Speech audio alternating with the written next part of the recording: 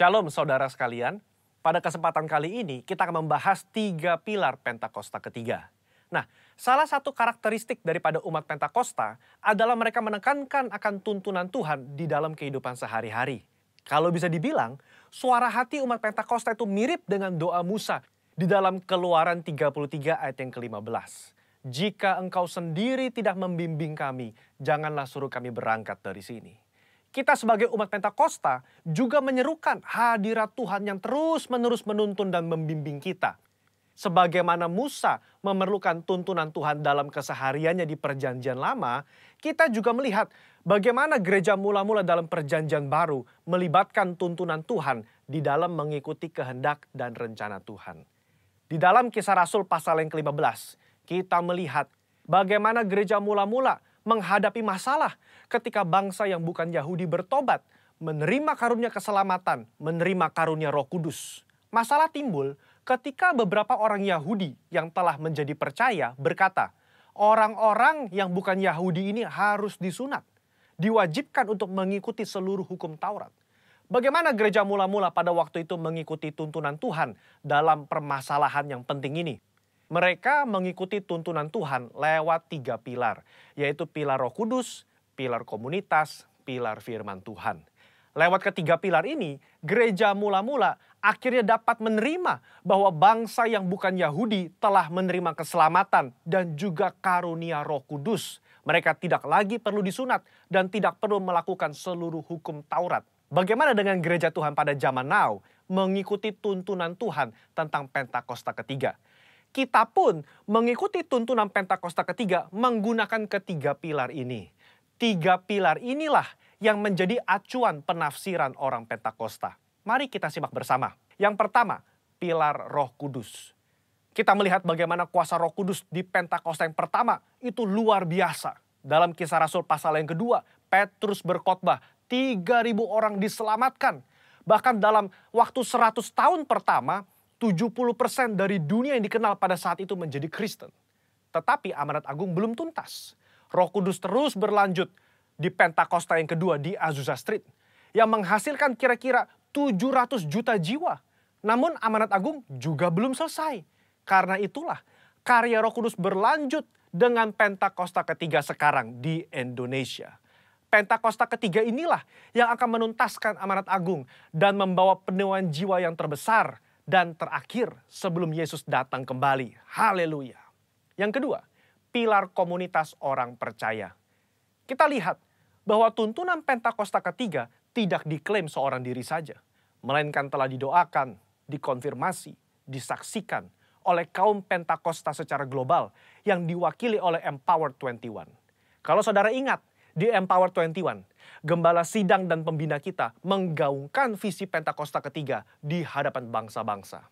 Mereka mengaminkan, menerima, mengkonfirmasi, membawa api Pentakosta ketiga kembali ke negara mereka. Pilar yang ketiga, pilar firman Tuhan. Tuntunan Pentakosta ketiga itu diawali ketika gembala sidang dan pembina kita mendapatkan firman Tuhan pada tahun 2009. Aku datang segera dari Wahyu 3:11 dan dari Yoel 2:28. Kemudian daripada itu akan terjadi bahwa aku akan mencurahkan rohku ke atas semua umat manusia. Lama Tuhan tidak berbicara apa maksud dari kedua ayat ini. Tetapi 4 tahun berikutnya pada tahun 2013 Tuhan berbicara.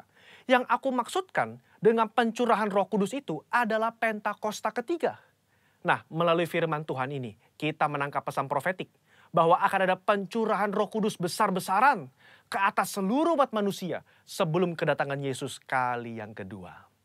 Jadi bisa kita simpulkan, Pentakosta ketiga itu yang pertama, telah mengikuti tuntunan daripada Roh Kudus, telah dikonfirmasi oleh komunitas Pentakosta secara global, dan didasari oleh firman Tuhan, khususnya Yoel 2 ayat 28-32. Saya berdoa, agar saudara diberi pengurapan daripada Roh Kudus untuk bisa mengikuti tuntunan Tuhan di hari-hari terakhir ini. Mari kita semua menjadi messengers of the third Pentecost. Haleluya, Tuhan Yesus memberkati.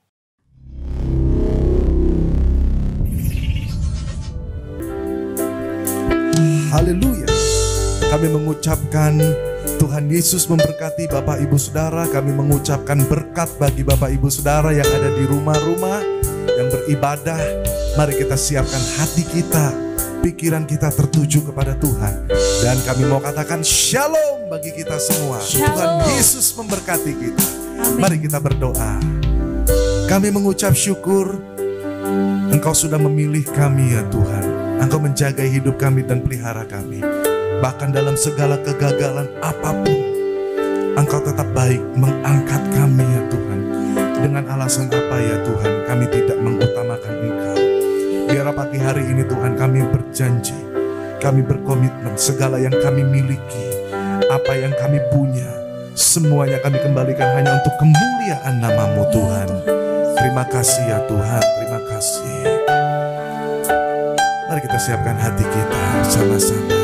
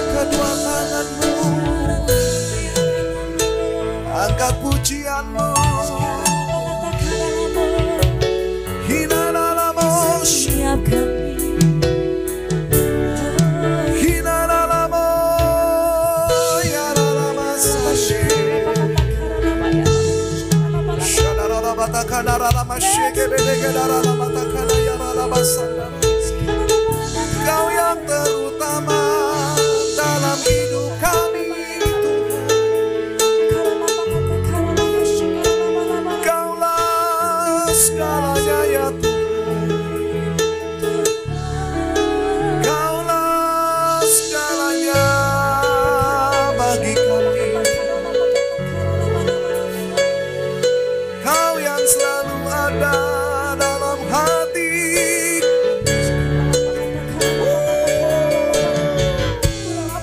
Saudara boleh berseru. Angkat hatimu, angkat pujianmu.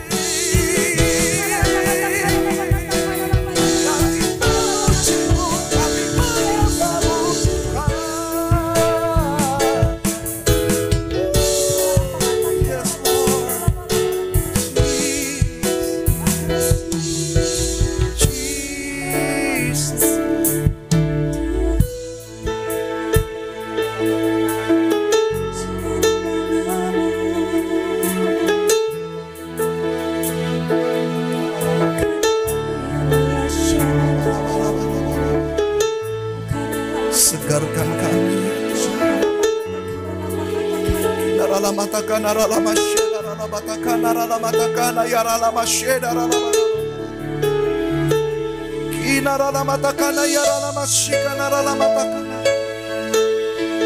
Ketika kami mengutamakan Engkau ya Tuhan dalam hidup kami diubahkan ya Tuhan.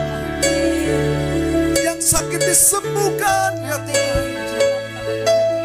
Keadaan kami diubahkan, mengalami transformasi, mengalami perubahan. Yes. Terus saudara, buka hatimu.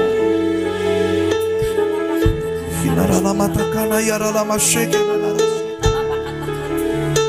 Shinarala matakana yarala matakana yarala masyekena. Lawat kami ya Tuhan. Lawat kami ya Tuhan yang ada di rumah-rumah. Bahkan kami yang ada di ruangan ini ya Tuhan. Engkau yang terutama ya Tuhan. Engkau segala-galanya buat kami ya Tuhan. Yesus Tuhan. Yesus Tuhan.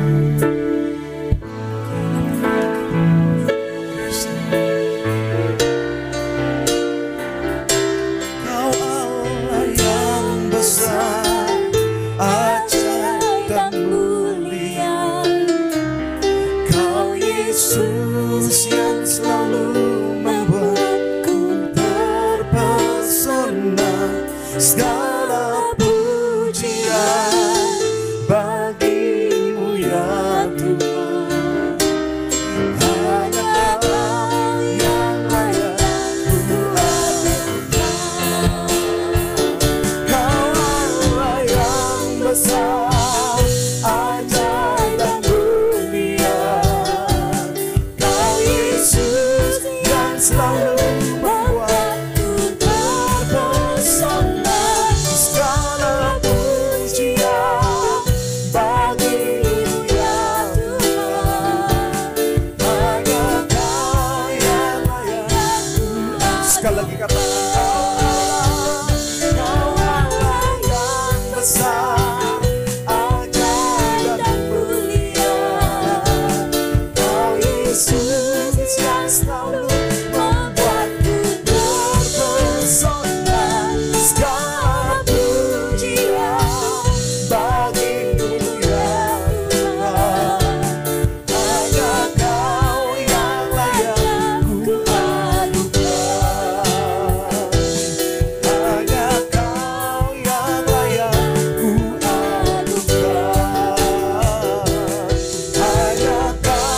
yang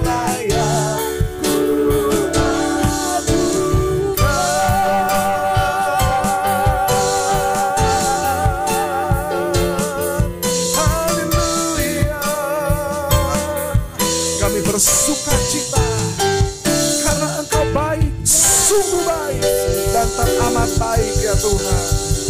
Yang siap memuji Tuhan sama-sama katakan amin. Haleluya. Saya percaya kebaikan Tuhan dilimpahkan kepada kita. Amin. Di penghujung tahun ini saudara tetap berharap. Jangan pernah menyerah saudara, sebab Dia baik. Sekali lagi katakan, Dia baik.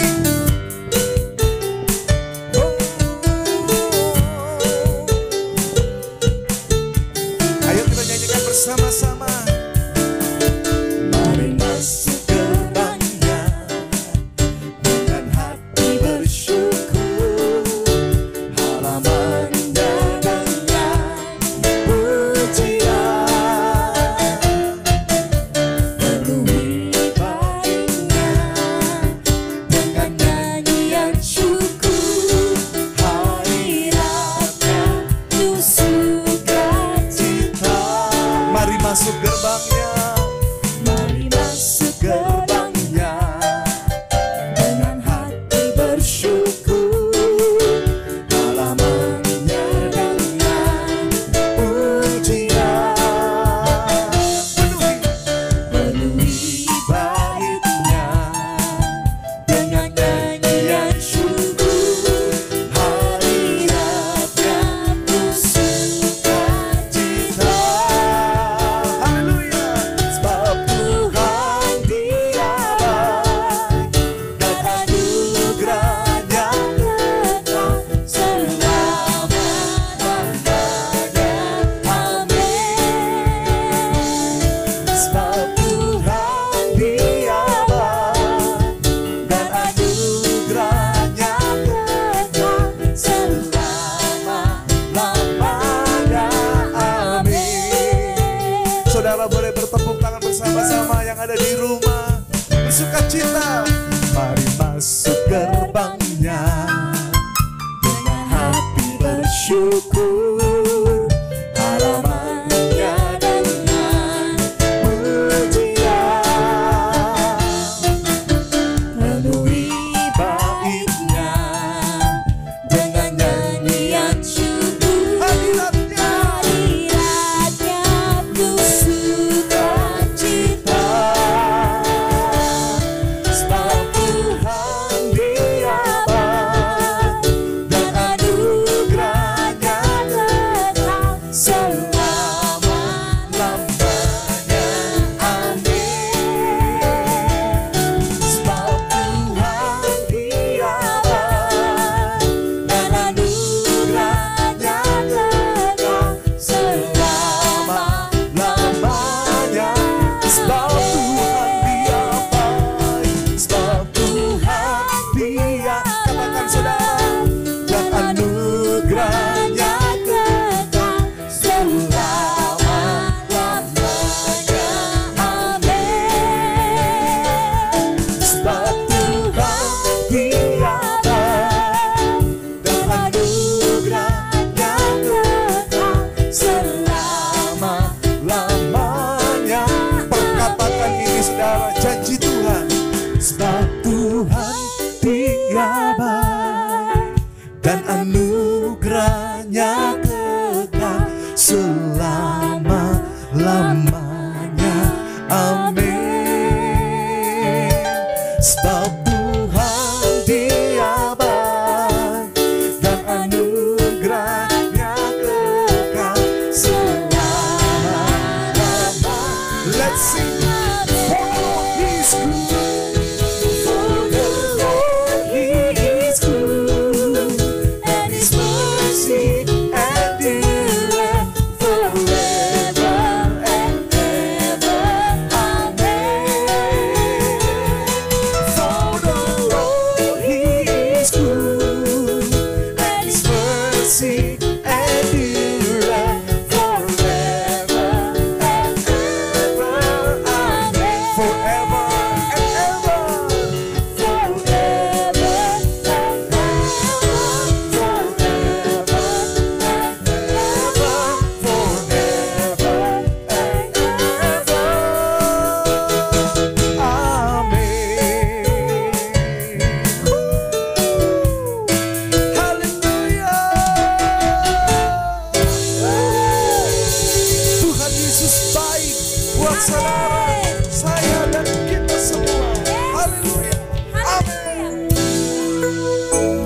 Bapak Ibu yang terkasih di dalam Tuhan, saudara-saudara terkasih di dalam Tuhan, saatnya kita membuka hati kita untuk mendengarkan firman Tuhan.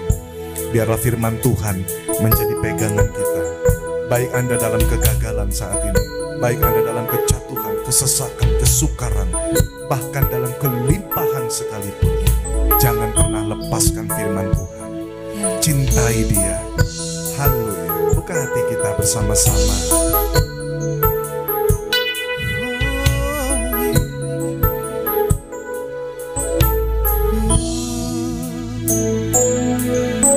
Ku cinta Kau, Yesus Tuhan. Kau kekasih jiwaku. Ku perlu Kau, Yesus Tuhan. Kaulah nafas hidupku.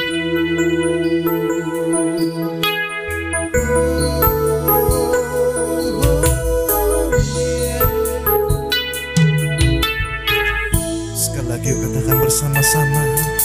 Ku cinta Kau, Yesus Tuhan. Kau kekasih jiwaku. Ku perlu Kau, Yesus Tuhan. Kaulah nafas hidupku.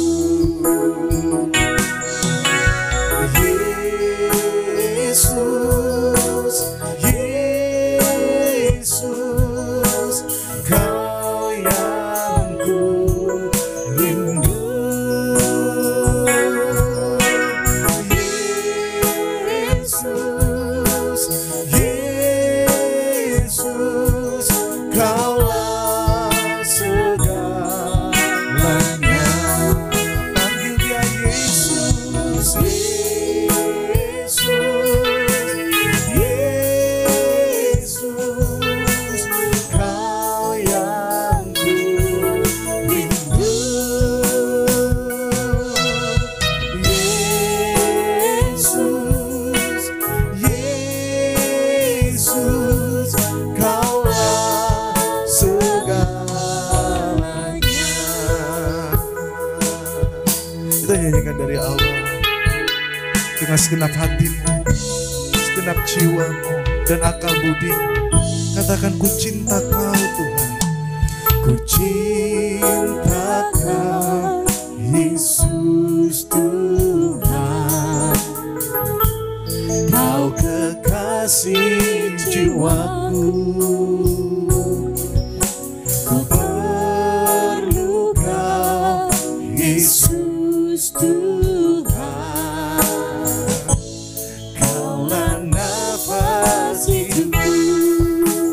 Yesus, Yesus, Yesus, Kau yang ku rindu. Yesus,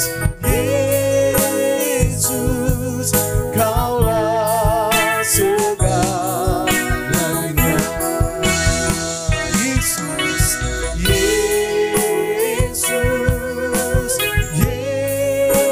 Yesus, Kau yang ku rindu. Yesus, Yesus, Kaulah segalanya.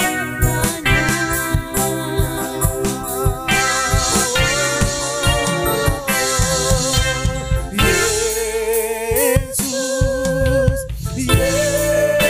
Yesus, Kau yang ku rindu. Yesus,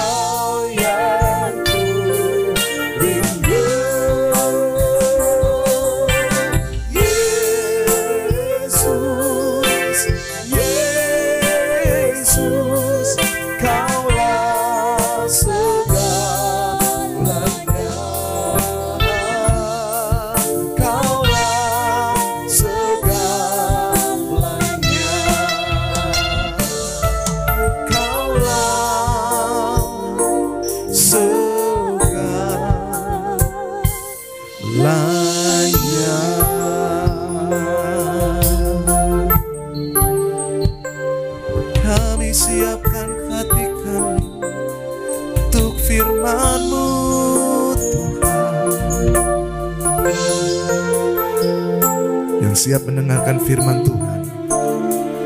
Bersama-sama dengan saya katakan, amin. Tuhan Yesus memberkati Bapak Ibu Saudara.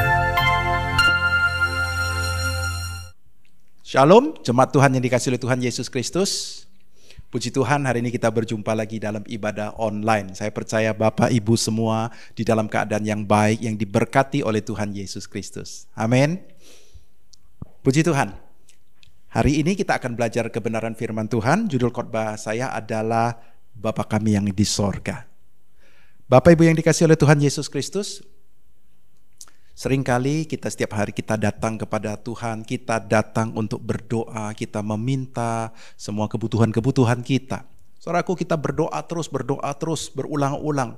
Dan seringkali kita tidak mendapatkan jawaban doa tersebut. Dan itu membuat kita frustasi, membuat kita kecewa, saudaraku. Tapi hari ini kita akan belajar bersama-sama. Yesus mengajarkan kita bagaimana kita seharusnya kita berdoa. Saudaraku, saya percaya ketika kita memahami apa yang diajarkan oleh Tuhan Yesus Kristus, maka kita akan berdoa dengan efektif dan kita akan berdoa, kita akan segera mendapatkan jawaban Tuhan. Karena kita berdoa sesuai dengan pemahaman yang sudah diajarkan oleh Tuhan Yesus Kristus. Mari kita baca kebenaran firman Tuhan di dalam Matius pasal ke-6 ayat 6. Tetapi jika engkau berdoa, masuklah ke dalam kamarmu, tutuplah pintu dan berdoalah kepada Bapamu yang ada di tempat tersembunyi. Maka Bapamu yang melihat yang tersembunyi akan membalasnya kepadamu. Lagi pula dalam doamu itu janganlah kamu bertele-tele seperti kebiasaan orang yang tidak mengenal Allah. Mereka menyangka bahwa karena banyaknya kata-kata doanya akan dikabulkan. Jadi janganlah kamu seperti mereka, karena Bapamu mengetahui apa yang kamu perlukan sebelum kamu minta kepadanya. Karena itu berdoalah demikian. Bapa kami yang di sorga, dikuduskanlah namamu. Datanglah kerajaanmu, jadilah kehendakmu di bumi seperti di sorga. Berikanlah kami pada hari ini makanan kami yang secukupnya. Dan ampunilah kami akan kesalahan kami, seperti kami juga mengampuni orang yang bersalah kepada kami. Dan janganlah membawa kami ke dalam pencobaan, tetapi lepaskanlah kami daripada yang jahat. Karena engkaulah yang mempunyai kerajaan dan kuasa dan kemuliaan sampai selama-lamanya. Amin. Saudaraku, ini Tuhan ajarkan kepada kita. Dia katakan kalau kamu berdoa, kamu masuk kamar, tutup pintu, dan kamu berdoa kepada Bapa. Kamu berdoa kepada Bapa di tempat tersembunyi. Ini adalah hubungan yang sangat pribadi antara engkau dengan Bapa di sorga, saudaraku. Dia katakan kalau kamu berdoa, kamu jangan seperti orang-orang lain itu yang berdoa bertele-tele. Mereka berdoa mengulang-ulang, ya enggak? Seperti orang yang tidak kenal Allah. Dikatakan apa? Mereka menyangka dengan banyaknya kata-kata doanya akan dikabulkan. Saya sering berjumpa dengan orang yang berdoa yang membuat kata-kata yang begitu puitis, saudaraku. Kata-katanya, waduh, luar biasa banget ya. Begitu indah banget, saudaraku. Saudaraku, kadang-kadang kita hilang fokus, saudaraku. Kita berusaha untuk membuat kata-kata indah. Kita berusaha membuat kata-kata yang justru tidak efektif. Tuhan ajarkan kepada kita haruslah bukan berdasarkan jumlah kata-kata, gak usah bertele-tele, gak usah ulang-ulang, tetapi biarlah kita berdoa secara efektif, saudaraku. Nah, hari ini Yesus mengajarkan kepada kita bagaimana sebaiknya kita berdoa. Nah, apa yang diajarkan, yang kita baca tadi, doa Bapa kami, saya percaya kita semua anak-anak Tuhan, kita tahu tentang doa Bapa kami. Berapa banyak kita betul-betul memahami doa Bapa kami ini. Berapa banyak kita betul-betul menghidupi doa Bapa kami ini, saudaraku. Saudaraku, Yesus bukan hanya mengajarkan kepada kita cara kita berdoa, tetapi Yesus menunjukkan kepada kita apa yang menjadi kebutuhanmu. Dan Yesus juga menunjukkan apa yang diinginkan Bapa, yang menjadi kehendak Bapa, supaya itu terjadi di dalam hidupmu. Nah, saudaraku, apa yang Tuhan ajarkan dalam doa Bapa kami ini, bukan hanya sekedar doa, tetapi ini adalah kebutuhan kita. Yesus mau supaya kita mengerti apa yang menjadi kebutuhan kita dan juga merupakan kehendak Allah supaya terjadi di dalam hidup kita. Kalau itu adalah kehendak Allah dan itu juga adalah kebutuhanmu, maka engkau akan melihat hal itu akan terjadi di dalam kehidupan kita. Seringkali kita berdoa untuk hal-hal yang kadang-kadang justru bukan yang esensial, bukan yang utama, saudaraku. Seringkali kita muter-muter di dalam doa-doa yang justru bukan yang utama, bukan yang menjadi kehendak Allah bahkan, saudaraku. Tetapi Tuhan mau supaya kita berdoa yang menjadi kebutuhan utamamu, yang kita berdoa yang menjadi kehendak Allah, saudaraku. Nah, mari kita akan belajar bersama-sama tentang, tentu saja berbicara tentang doa Bapa kami. Hal ini tidak bisa saya selesaikan di dalam satu sesi ini, tetapi hari ini saya akan membahas hanya di dalam ayat-ayat awalnya saja, dan kita akan lanjutkan di dalam pertemuan-pertemuan berikut. Saya bacakan mulai dari ayat 9. Karena itu berdoalah demikian. Bapa kami di sorga, dikuduskanlah namamu. Hari ini kita akan belajar tentang Bapa kami di sorga, dikuduskanlah namamu. Saudaraku, ada dua hal, saudaraku, yang dicatat di dalam ayat 9 ini, saudaraku. Yang pertama adalah Bapa kami di sorga. Saudaraku, pada zaman Tuhan Yesus, waktu itu tidak ada satu orang pun yang menyebut Tuhan itu adalah sebagai Bapa. Tidak ada, saudaraku. Ini adalah pertama kali diajarkan supaya kita memanggil Tuhan itu sebagai Bapa.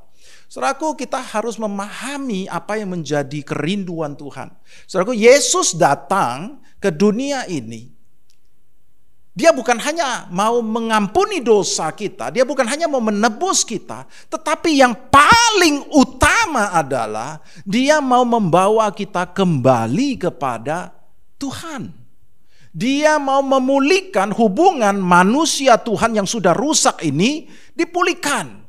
Saudaraku, ketika manusia jatuh di dalam dosa, maka rohnya mati, saudaraku. Dia mati dan Tuhan tidak bergaul lagi dengan manusia.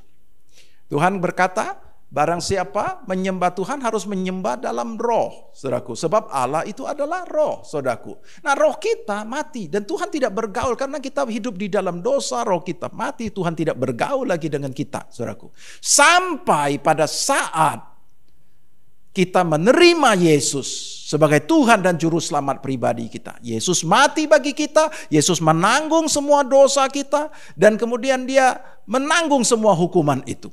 Dan saudaraku, kita yang percaya, yang menerima Yesus, maka dikatakan waktu kita menerima, kita percaya kepada dia, kita menerima dia, dan kita memberi diri, kita dibaptis.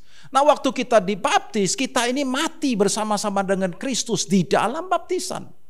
Kita mati sama-sama ikut Kristus, mati dalam baptisan. Dan kemudian kita dibangkitkan bersama-sama dengan Kristus, menerima hidup yang baru. Hidup yang baru yang mana, saudaraku? Dikatakan kita adalah ciptaan baru. Ciptaan baru yang mana, saudaraku? Kalau kita lihat tubuh kita, maka tubuh kita masih seperti ini. Tetapi roh kita baru, saudaraku. Roh kita sudah lahir baru.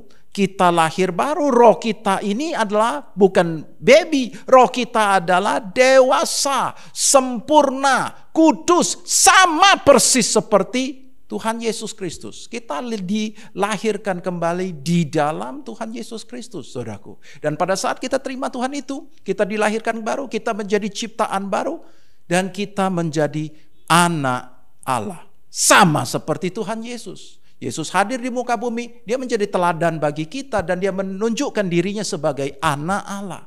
Demikianlah kita ketika kita menerima Yesus, setelah kita dipulihkan, setelah kita lahir baru, kita sama seperti Yesus adalah anak Allah. Nah, sebagaimana Yesus berdoa kepada Tuhan, dia memanggil Tuhan itu Bapa. Dan sekarang kita adalah sama seperti Yesus, maka kita juga akan memanggil Tuhan sebagai Bapa. Hubungan kita dengan Tuhan dipulihkan. Kalau dulu kita tidak bisa datang kepada Tuhan dan bergaul dengan Tuhan, saudaraku. Nggak bisa, saudaraku. Bangsa Israel pun tidak bisa datang bergaul dengan Tuhan, nggak bisa. Hanya imam besar saja yang bisa sampai kepada ruang Maha Kudus. Tidak semua orang bisa sampai ke ruang Maha Kudus. Tidak semua orang bisa bergaul dengan Tuhan. Dan tidak ada orang yang akan manggil Tuhan sebagai Bapa. Karena status mereka bukan anak, saudaraku. Mereka hubungannya adalah Tuhan dan umat. Tetapi ketika kita dipulihkan, maka kita adalah anak Allah. Seperti Yesus, anak Allah. Seperti Adam waktu pertama kali diciptakan, dia adalah anak Allah, saudaraku. Alkitab mencatat demikian. Dan Tuhan menjadikan kita anak Allah. Dan kalau kita anak Allah, maka kita bisa bergaul dengan dia. Dia begitu rindu bergaul dengan kita. Dia begitu rindu untuk dekat dengan kita. Dia mau kita datang kepada dia sebagai anak-anak. Kita datang kepada dia, kita memanggil dia Bapa, saudaraku. Dia begitu senang ketika engkau datang kepada dia, memanggil Bapa, saudaraku. Tujuan daripada Tuhan Yesus datang ke dunia ini adalah membuat kita untuk bisa datang kepada dia. Menjadikan kita sebagai anak-anak dia. Menjadikan kita layak bisa masuk ke dalam hadirat Tuhan. Setiap saat kita bisa bergaul, kita bisa memanggil dia, dan kita bisa ngobrol dengan dia. Kita bisa curhat, kita bisa meminta apa saja. Saudaraku, Tuhan begitu rindu, begitu ingin dia bergaul dengan kita. Saudaraku, itulah fungsi daripada Tuhan Yesus Kristus, adalah memperdamaikan kita, membuat kita dan Tuhan itu bisa berhubungan kembali. Bahkan bukan hanya sekedar berhubungan seperti Tuhan dan umatnya, tetapi lebih dekat lagi, lebih intim lagi, adalah seperti Bapa dan anak, saudaraku.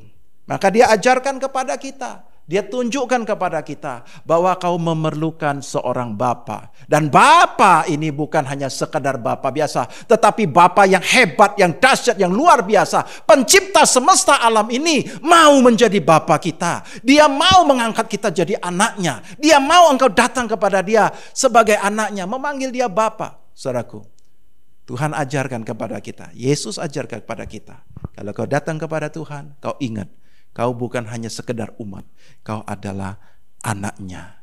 Kau panggil dia Bapa. Kau harus memahami bahwa posisimu ini adalah anak. Kau harus memahami dia. Dia bukan Tuhan yang jauh. Dia adalah Bapa yang sangat mengasihi engkau. Bapa yang sangat dekat. Saudaraku. Nah, saudaraku, itu adalah Tuhan Yesus Kristus. Dan di dalam perjanjian lama, saudaraku, kita tidak akan menjumpai mereka memanggil Bapa. Dan saudaraku, ada perbedaan jauh antara perjanjian lama dengan perjanjian baru.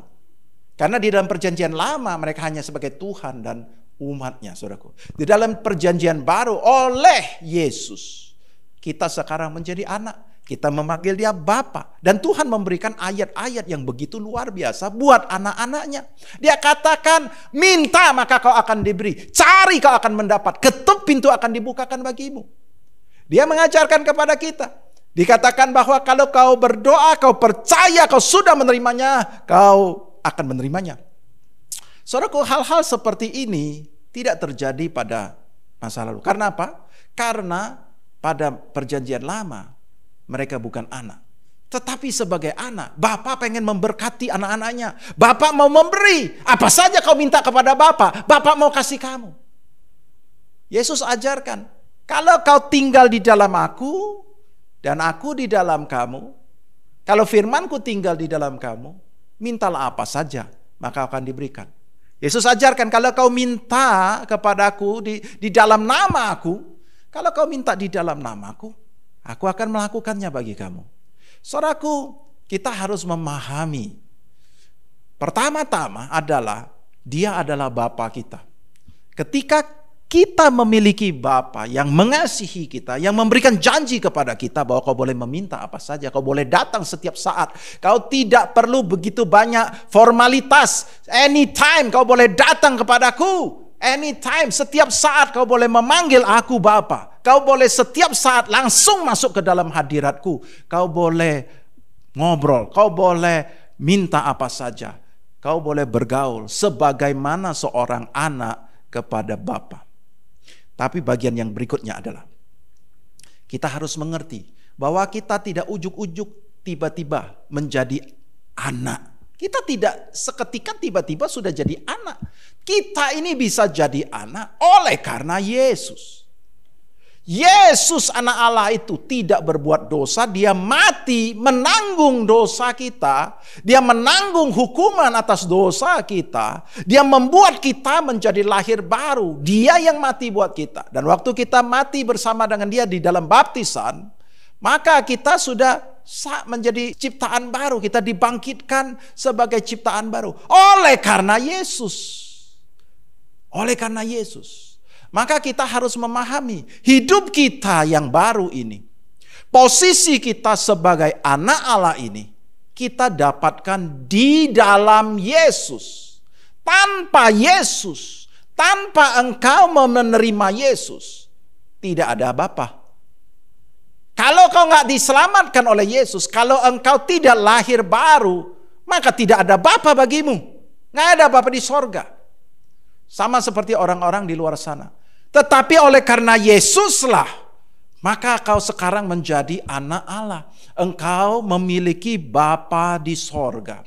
Tuhan yang begitu dahsyat, pencipta semesta alam itu, tiba-tiba sudah menjadi Bapamu. Dan dia membuka tangan lebar-lebar untuk setiap anak-anaknya. Karena kita adalah anak Allah. Sama seperti Yesus adalah anak Allah. Saudaraku, jadi ketika kita datang kepada Bapa, kita bukan hanya datang kepada Bapa, kita harus terus membawa posisi kita di dalam Yesus. Kita menghadap Bapa di dalam Yesus.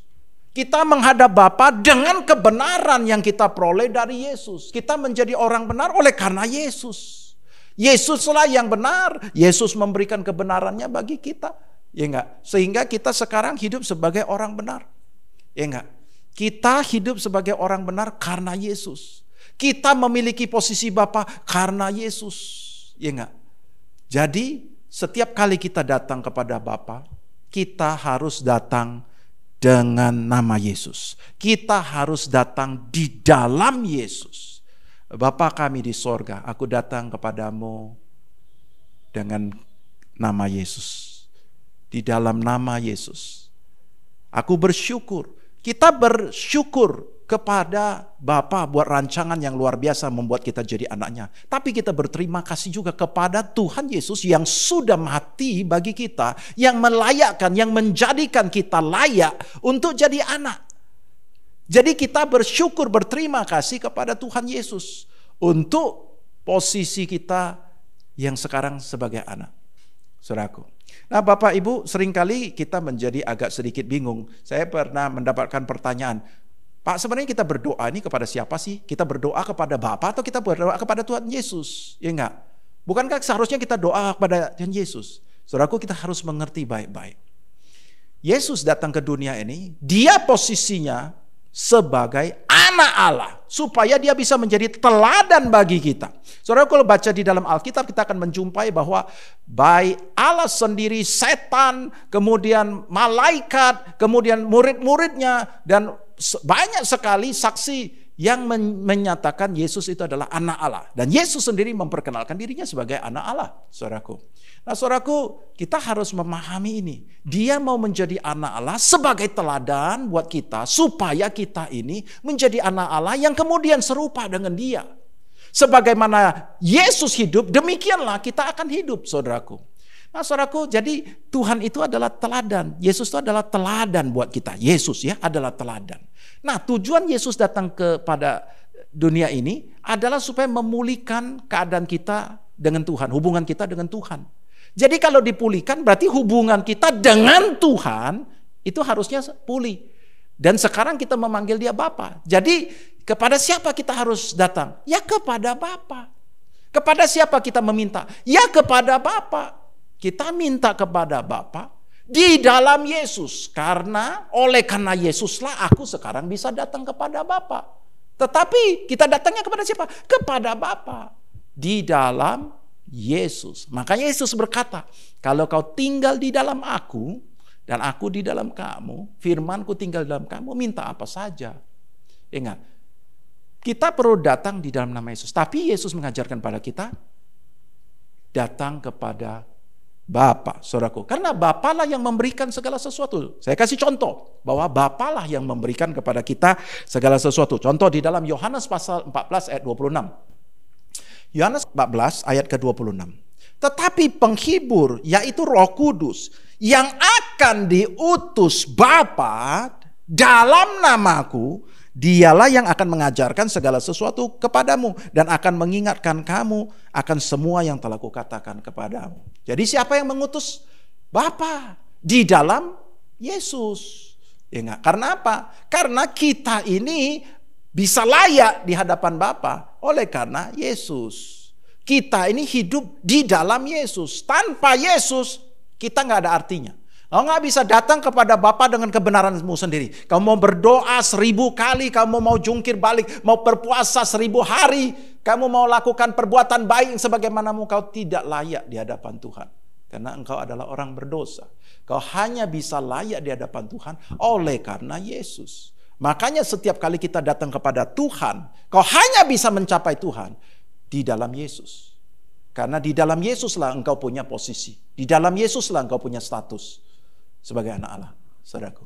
Nah, hari ini kita belajar bersama-sama, kita perlu datang kepada Bapa dan kita minta kepada Bapa dan selalu ada di dalam Yesus. Karena setiap hidup kita, apapun yang kita miliki, itu kita perolehnya ada di dalam Yesus. Karena Yesuslah yang mati bagi kita dan Yesus memberikan segala-galanya di dalam Dia kepada kita. Saudaraku ya.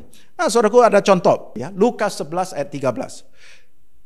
Firman Tuhan katakan demikian. Jadi jika kamu yang jahat tahu memberi pemberian yang baik kepada anak-anakmu, apalagi Bapamu yang di sorga, Ia akan memberikan Roh Kudus kepada mereka yang meminta kepadanya. Siapa yang memberikan?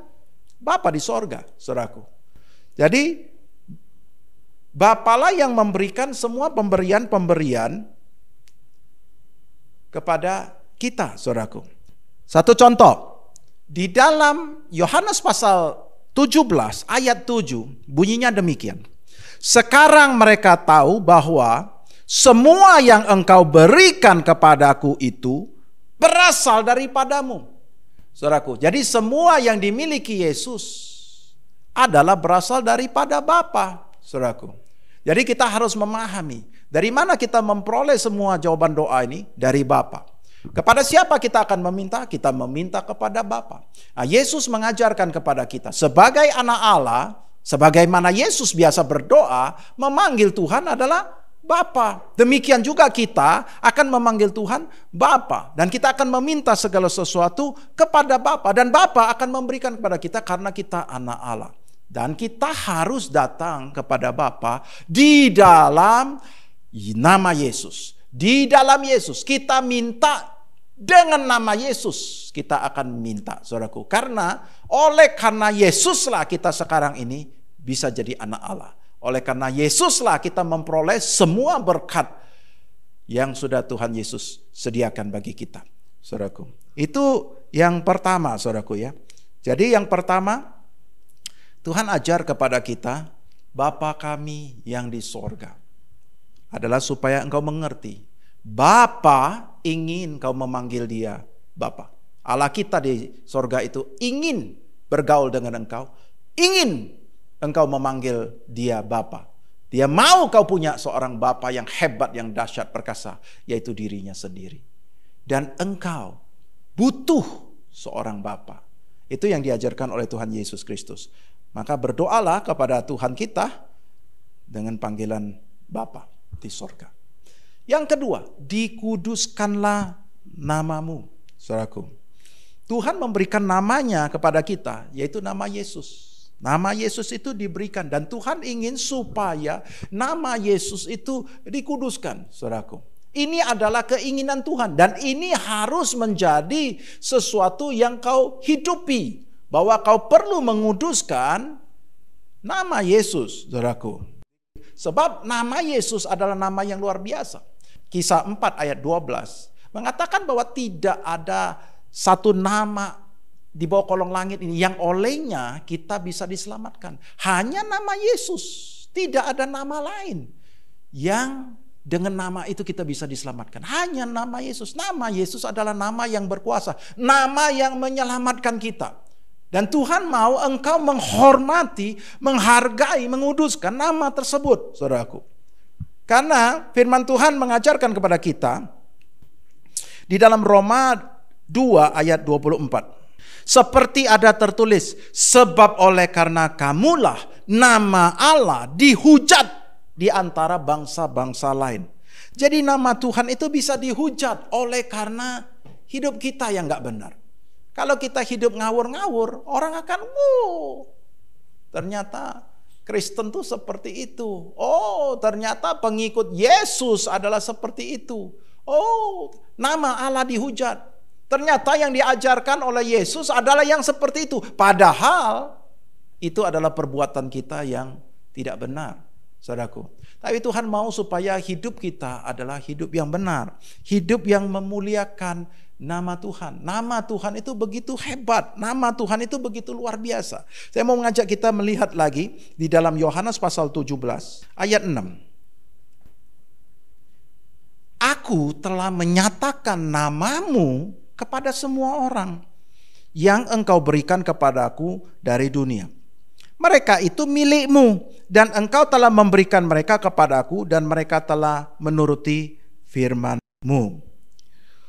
Dan kemudian kita loncat ayat 11. Dan aku tidak ada lagi di dalam dunia, tetapi mereka masih ada di dalam dunia. Dan aku datang kepadamu, ya Bapa yang kudus, peliharalah mereka dalam namamu, yaitu namamu yang telah engkau berikan kepadaku, supaya mereka menjadi satu sama seperti kita.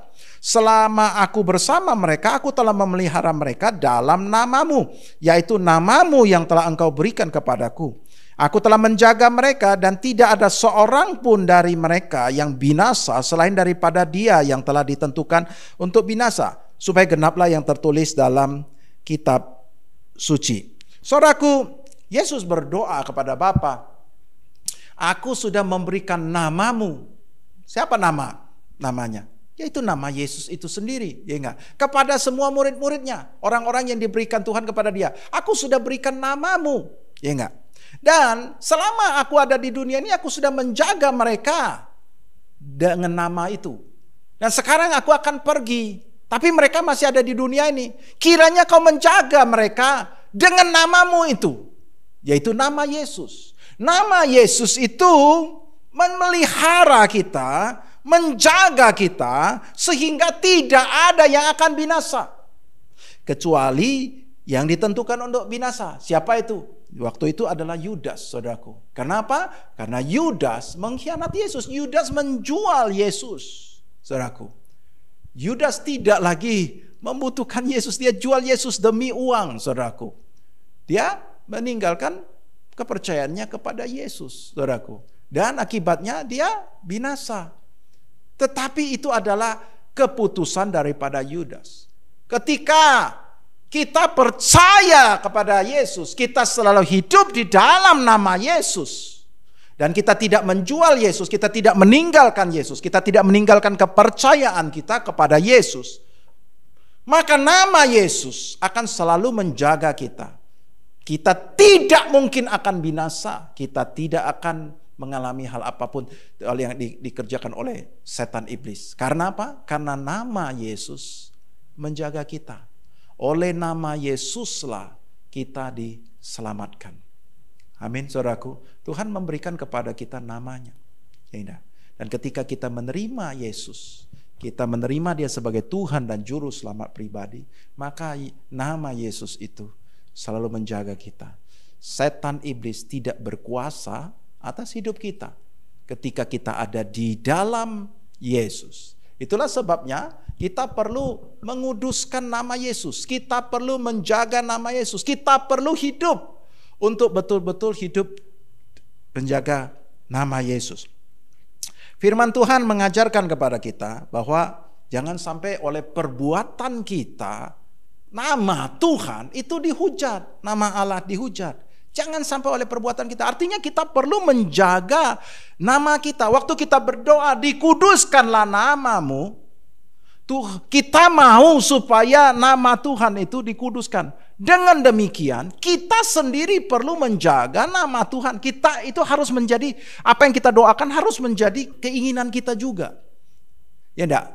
Bahwa Tuhan mau, kamu perlu menjaga namaku. Kebutuhan kita adalah kita perlu menjaga nama Yesus terus ada di dalam hidup kita, memelihara, menjaga hidup kita. Dan kita perlu hidup menjaga nama itu supaya nama itu jangan dihujat oleh karena cara hidup kita yang tidak benar. 1 Petrus 1, saya bacakan mulai dari ayat 14 sampai 19. Hiduplah sebagai anak-anak yang taat dan jangan turuti hawa nafsu yang menguasai kamu pada waktu kebodohanmu. Tetapi hendaklah kamu menjadi kudus di dalam seluruh hidupmu, sama seperti Dia yang kudus yang telah memanggil kamu. Sebab ada tertulis, kuduslah kamu sebab aku kudus. Jika kamu menyebutnya Bapa, yaitu Dia yang tanpa memandang muka menghakimi semua orang menurut perbuatannya, maka hendaklah kamu hidup dalam ketakutan selama kamu menumpang di dunia ini. Sebab kamu tahu bahwa kamu telah ditebus dari cara hidupmu yang sia-sia yang kamu warisi dari nenek moyangmu itu. Bukan dengan barang yang fana, bukan pula dengan perak dan emas, melainkan dengan darah yang mahal, yaitu darah Kristus yang sama seperti darah anak domba yang tidak bernoda dan tak bercacat. Saudaraku, kita sudah ditebus dari kehidupan kita yang sia-sia. Bukan dengan emas perak, bukan dengan barang fana, tetapi dengan darah Tuhan Yesus Kristus. Dengan darah Kristus seperti anak domba yang tak bercacat. Saya pernah menjelaskan tentang imamat itu, saudaraku ya. Hari ini saya nggak akan menjelaskan. Tetapi dengan darah Yesus, maka kita itu sudah ditebus dari kehidupan yang sia-sia. Sekarang kehidupan kita baru. Jangan lagi kita hidup seperti tidak kenal Allah. Jangan lagi hidup kita menjadi kacau. Hendaklah kamu kudus. Hendaklah kamu menjaga hidupmu. Kamu hidup sebagai anak-anak yang taat. Dengan demikian kita menjadi orang yang kudus. Tuhan mau kita kudus karena Dia kudus. Saudaraku, kuduslah kamu karena aku kudus, saudaraku.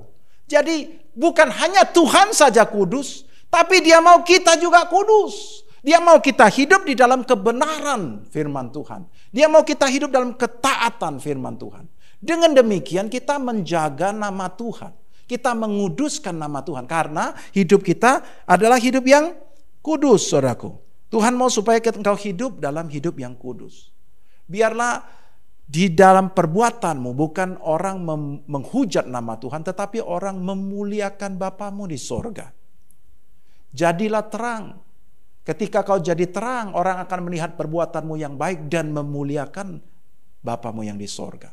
Saudaraku, dengan demikian kita menjaga kekudusan namanya, saudaraku. Hari ini Tuhan mengajar kita dua hal yang paling penting yang harus kita lakukan, yang perlu ada di dalam hidup kita, yang juga merupakan keinginan daripada Tuhan. Demikianlah kita berdoa dan demikianlah kita mewujudkan. Tuhan akan mewujudkannya dan kita juga akan melakukannya. Yang pertama adalah kita memanggil Dia Bapa. Kita mau bergaul dengan Dia. Kita mau datang sebagai anak. Kita sekarang punya kesempatan sudah. Kita mau datang, kita mau bergaul, kita mau intim. Kita mau menyembah Dia. Kita mau banyak bicara dengan Dia. Karena dulu perjanjian lama mereka tidak punya kesempatan itu. Tetapi kita punya. Kita bisa datang, kita datang sebagai anak. Kita boleh meminta apa saja di dalam Yesus. Ketika kita datang kepada Bapa di dalam Yesus, kita mengerti posisi kita. Aku ini adalah ciptaan baru. Aku tidak lagi dikuasai oleh dosa. Aku tidak lagi dikuasai oleh kutuk. Aku sekarang adalah anak Allah di dalam Yesus. Aku boleh bergaul intim. Dan apapun yang aku minta, aku tahu aku pasti menerima. Karena Bapakku yang mengasihi aku, Dialah yang akan memberikan semua. Karena Bapakku ini adalah pencipta semesta alam. Dan aku boleh minta apa saja. Karena ini adalah firman-Nya sendiri. Asal aku tinggal di dalam Yesus. Asalkan aku tetap ada di dalam Yesus. Aku boleh meminta apa saja kepada Bapa. Dan aku pasti tahu Aku pasti menerimanya.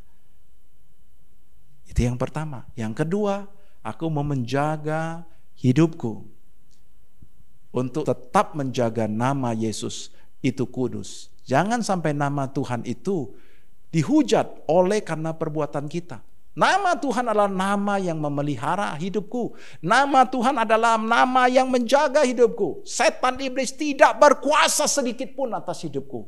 Oleh karena nama Yesus. Oleh nama Yesuslah aku diselamatkan. Dan tidak ada nama lain lagi di bawah kolong langit yang dimana aku bisa diselamatkan. Tidak ada. Hanya nama Yesus. Dan aku mau memelihara, menjaga kekudusan nama Yesus. Dengan aku hidup taat, hidup dalam kebenaran. Aku tidak mau lagi hidup dengan sia-sia.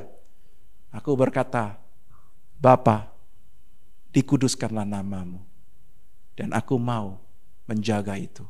Aku mau hidup kudus sebagaimana Engkau adalah Bapa yang kudus. Mari kita bersatu dalam doa. Bapa kami di sorga, kami sungguh bersyukur atas kasih anugerah-Mu kepada kami melalui Tuhan Yesus Kristus. Kami bersyukur oleh karena Tuhan Yesus Kristus, kami sekarang boleh datang kepadamu, kami boleh memanggil Engkau, ya Bapa. Tuhan ajar kami, anak-anak-Mu, untuk kami semakin mengerti bahwa kami dengan Engkau bukan hanya sekadar Tuhan dan umat-Nya, tetapi Engkau mau kami intim dengan Engkau. Engkau mau kami menjadi anak-anak-Mu yang selalu bergaul, yang intim, yang dekat, yang memanggil Engkau Bapa. Engkau mau kami boleh datang kepadamu meminta apa saja, karena Engkau adalah Bapa yang sangat amat mencintai anak-anak-Nya. Terima kasih Bapa. Terima kasih Tuhan Yesus. Engkau telah menjadikan kami anak-anak Allah. Terima kasih buat pengorbanan-Mu. Terima kasih ya Bapa. Dan kami mau belajar. Kami mau menghargai apa yang sudah Tuhan Yesus lakukan. Kami mau memelihara nama-Mu Bapa. Kami mau hidup kudus Tuhan Yesus. Biarlah nama-Mu dikuduskan Tuhan Yesus. Biarlah orang-orang memuliakan Engkau oleh karena perbuatan kami di muka bumi ini Tuhan. Biarlah nama-Mu dimuliakan oleh perbuatan kami. Biarlah kami boleh menjadi terang Tuhan Yesus. Terima kasih Bapa, terima kasih. Hamba sudah selesai berbicara, tetapi hamba tahu Roh-Mu yang kudus akan terus mengajar kami, anak-anak-Mu Tuhan, untuk kami hidup sesuai dengan kehendak-Mu. Terima kasih Bapa. Di dalam nama Tuhan Yesus kami ucap syukur dan berdoa. Haleluya. Amin. Kita akan akhiri ibadah kita. Mari kita arahkan hati kita, persiapkan hati kita untuk menerima berkat daripada Tuhan Yesus Kristus. Angkat kedua tanganmu. Kita akan menerima berkat daripada Tuhan. Jemaat Tuhan yang dikasihi oleh Tuhan Yesus Kristus, terimalah berkat damai sejahtera dari Allah Bapa, kasih karunia yang tidak terbatas di dalam Anak yang tunggal, Tuhan kita Yesus Kristus, dan persekutuan yang manis dengan Roh Kudus akan selalu menyertai, membimbing, mengajar, meneguhkan firman-Nya dalam kehidupanmu, akan memberi engkau kuasa dan memberkati engkau mulai dari saat ini sampai Tuhan Yesus datang menjemput kita, bahkan sampai selama-lamanya. Kita yang percaya diberkati Tuhan bersama saya katakan amin. Selamat hari Minggu, Tuhan Yesus memberkati.